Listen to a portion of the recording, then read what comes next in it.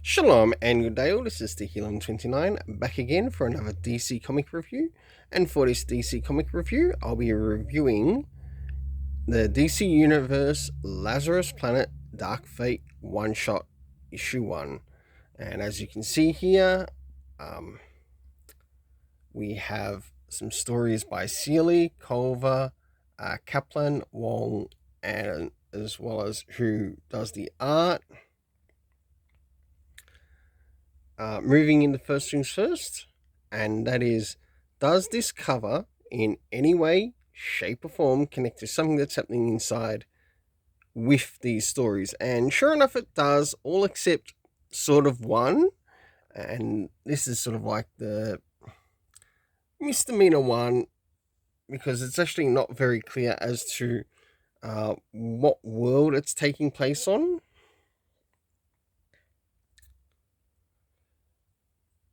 And for the overall cover rating, I gave it a 7 out of 10. Now it's time to move into the stories, to which there are actually 4 stories to this, and I'll be rating just the story and the art, but I'll be able to give you as to who is in each story. So our first story begins with Huntress, who's heading into Arkham.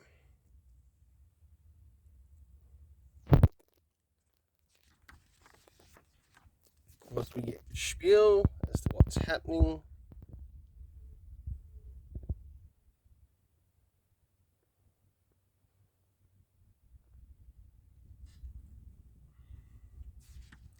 Now I'll just jump a couple of pages through, and whilst this is occurring in a story, or in the story that's happening around the character, we meet a number of characters. Of course, we've got Huntress, Onomatopoeia, Killer Moth, Zodiac, and Big Top. So I'll just quickly get through those.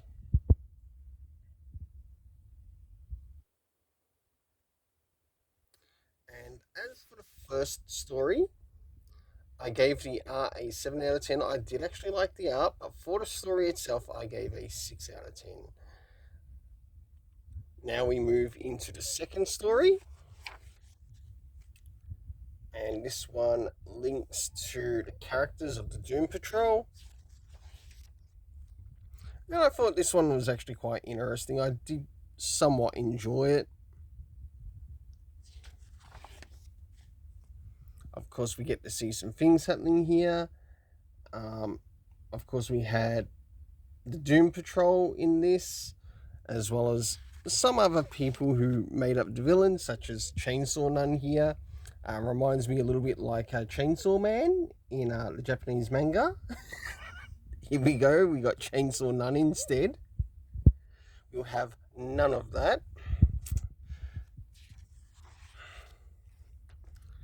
Until, of course, we move to the main character, which is practically brought into the organization of the Doom Patrol.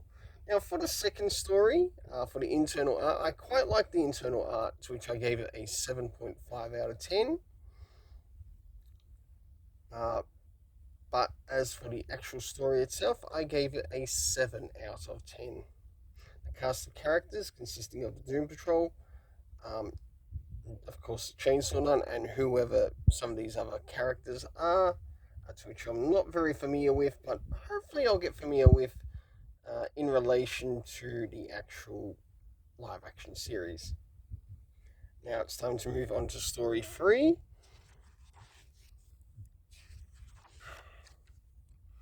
To which we move into the Badlands. So we're sort of connected to one of the Elseworlds here, but that's connected to the Flash, one of the Flashes. Story continues. We get to see a little bit more. So we've got Jules Jordan, Micah, and one of them becomes Circuit Breaker, which I think is Jules Jordan. This story was a very miss for me. But it is actually nice that they're sort of like exploring what's happening in some of the Elseworlds in this particular story. That's sort of like the only bonus thing, or the only area where I would give this story credit. Until, of course, we reach the end. Now, for story 3, the art I gave a 6.5 out of 10. I didn't really enjoy the art that much. I do think it could have been a little bit better. Um, the cast of characters consisting of Jules Jourdain, uh, Circuit Breaker, and the character of Mika or Micah, spelled with a C in it, not a K. 40 overall art, as I gave before, 6.5 out of 10. But for the overall story, I gave a 6 out of 10. Now it's time to move on to the 4th story. And as we begin the story, it begins in Chinatown. I want to point out the way that this story is written. Seeing that we're in Chinatown, it's more of a manhua. And it does sort of grab my attention that maybe I might want to pick this up. And I understand Alyssa Wong is working on it. The thing is, how well will she execute the series when it actually comes out in full? Of course, we end up meeting Xanthi, and whilst things are occurring, she encounters those from the spirit world until we get Cassandra Cain in here, or Cassandra Cain Batgirl.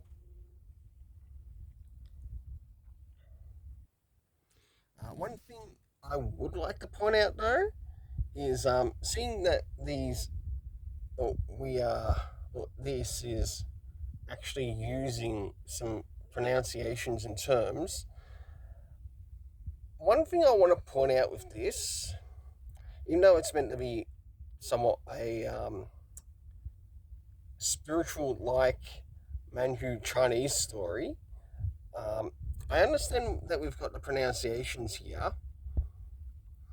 One thing that would really also help the reader, Alyssa Wong, I don't know if you'll get to see this review or not, and that is one thing that would really help the reader with this is, yeah, it's good that you're using the pronunciations. Nothing wrong with that at all, but you also need to show the origins of the pronunciations.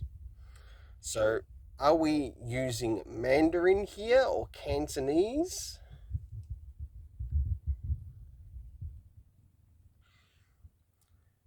Because there's the impression that it might actually be Cantonese, by Xanthi saying Canto, huh?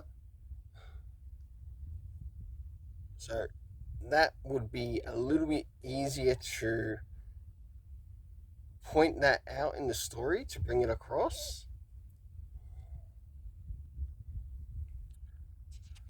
But of course, as the fight goes on, we do end up meeting Constantine. Some things happen with Constantine. But this character, even though they do in their own way actually get a slip and fall. Now, I had to reread this bit just to make sure that I was understanding it right.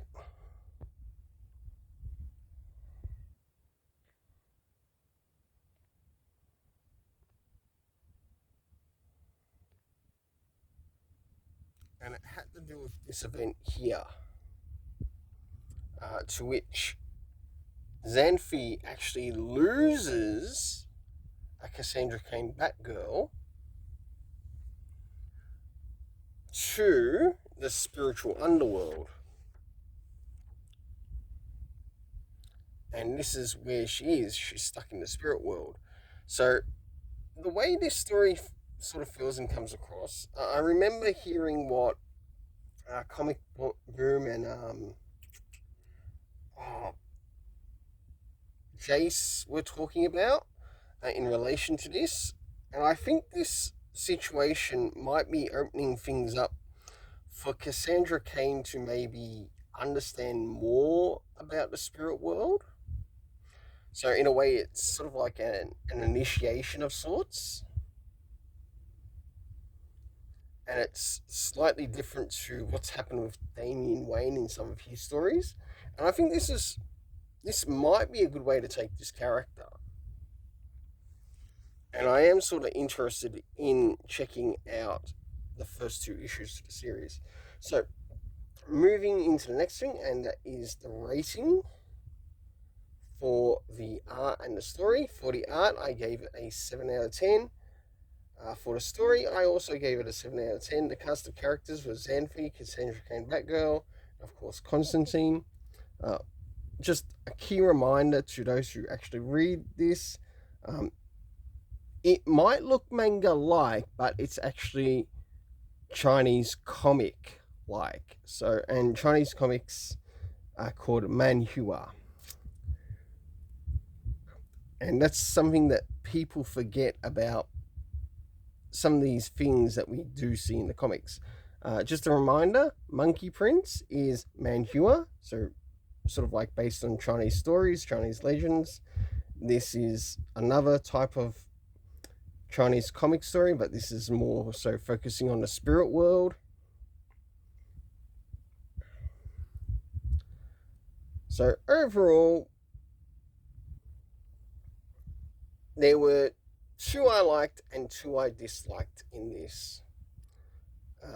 Until then, let's keep it colourful and have yourself an awesome day.